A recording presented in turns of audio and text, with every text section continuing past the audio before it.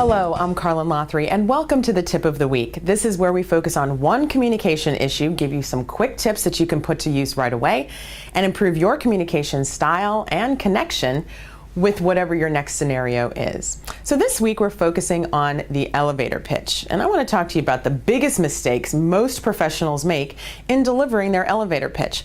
But first, let's begin with what that actually means. What is it?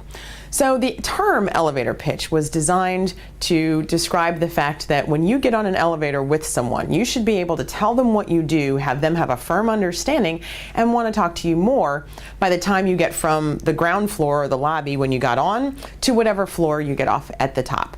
So, and hopefully it's not the second floor. But actually, I'm going to let you know that you actually should be able to tell them before they get to the second or third floor. So let's get to the mistakes. The mistakes, number one, which I just alluded to, most people's elevator pitches, way too long. The 30-second elevator pitch is passé, gone, never gonna happen. Our attention spans are way too short thanks to cable, the internet, and everything else under the sun. Okay? So if you can't get out what you do and make someone want to ask a follow-up question about what you do in about 15 seconds or less, you've lost it, your opportunity is gone, thanks for playing. The next mistake is that most people's elevator pitches aren't specific to the listener. They say the same thing to you that they're going to say to this person that they're going to say to that person. I will tell you I have 12 elevator pitches, depending on the type of person to whom I am speaking. So if I'm speaking to a lawyer, I have one.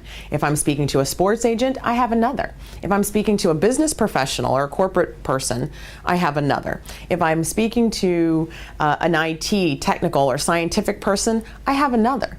There are a wide variety of elevator pitches to make sure that they understand exactly what I do and they want to ask me a follow-up question. So your next question might be, well, how the heck do I know which one to use? The answer is, I almost never say what I do first. I always ask in any networking situation, any get to know you meeting or conversation, I always ask, so what do you do? Actually, I say, what's your claim to fame? But the bottom line is, so what do you do? And let them tell me what they do so I know which one of my elevator pitches to use. Okay, and then finally, most people's elevator pitches don't show a benefit.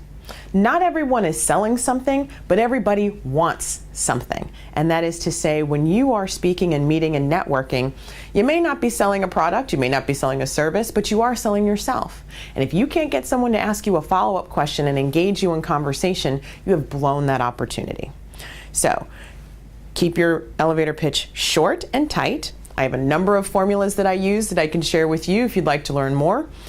Keep it specific to the listener. Make sure you put it in the frame or context of something they would understand, and then show the benefit. What is the user benefit of what you do? Whether it's a customer benefit, whether it's an employee benefit, whether it is any other kind of benefit. Show that so that they want to know more. And even if it's not a benefit, you can even get away with something that's just so interesting or out of the norm that they want to know more. So for instance, let me give you one of mine. Have you ever seen someone crash and burn in a television interview?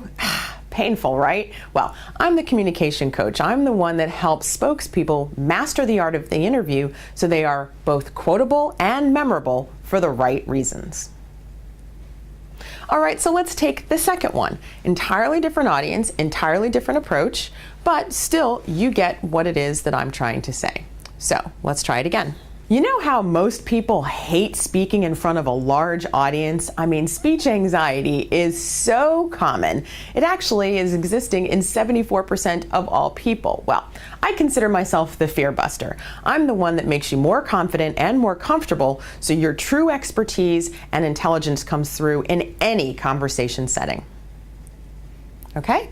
So those are two very different things. Very different scenarios, and I promise you that every single time I've said either one of those, someone, the person to whom I'm speaking, has always had a follow-up question.